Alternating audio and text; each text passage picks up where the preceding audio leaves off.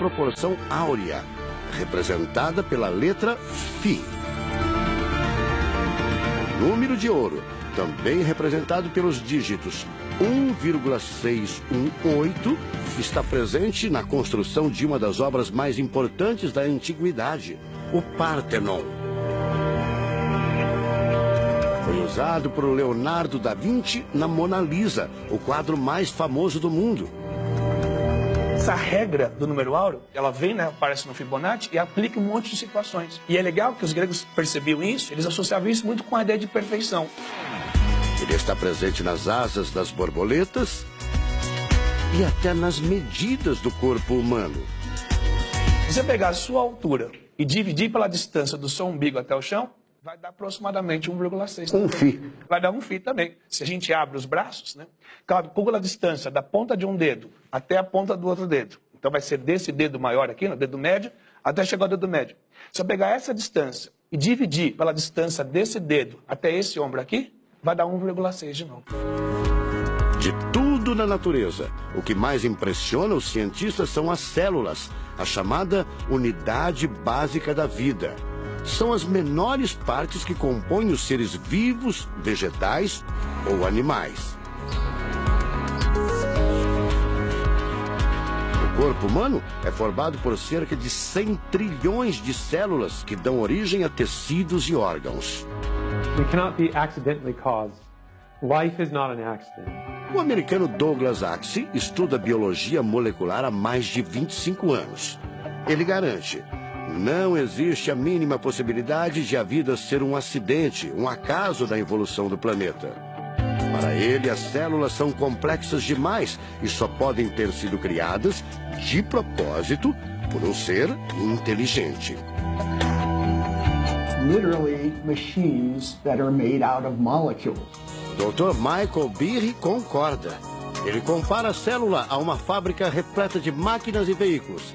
Ela produz e troca com as células vizinhas os elementos fundamentais à vida. Tudo coordenado por uma espécie de computador central, o chamado DNA. Você já deve ter ouvido falar dele.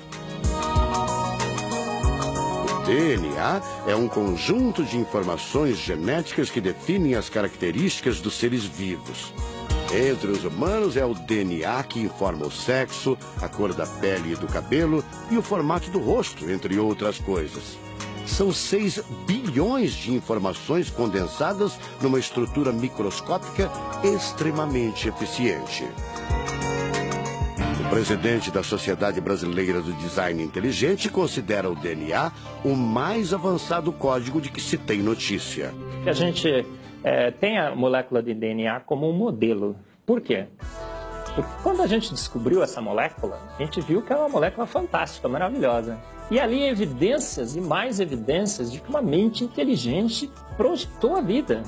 Porque é o software da vida. E esse software tem o quê? Tem ali um código. E a gente sabe que códigos emanam de mentes inteligentes. Nos Estados Unidos, um grupo de pesquisadores afirma ter identificado uma sequência de números que sempre se repete no DNA humano. Seria uma espécie de assinatura de Deus, segundo o engenheiro da computação Greg Braden. So now we have a definition. Ao considerar a carga dos elementos químicos do DNA, os pesquisadores teriam identificado o seguinte padrão numérico: 10, 5, 6, 5. Eles então passaram a tentar decifrar esse código e tiveram a ideia de substituir os números por letras hebraicas. Em hebraico, a língua oficial de Israel e que aparece na Bíblia, os números são representados por letras, como explica essa professora israelense. A escrita hebraica é muito antiga. Já tem textos escritos 1000 anos antes da Era Comum. E nesta época ainda não inventaram o sistema decimal dos números que usamos agora. Na Bíblia, o Primeiro Testamento, podemos ver não só os números dos versículos e os números dos capítulos, mas também as páginas.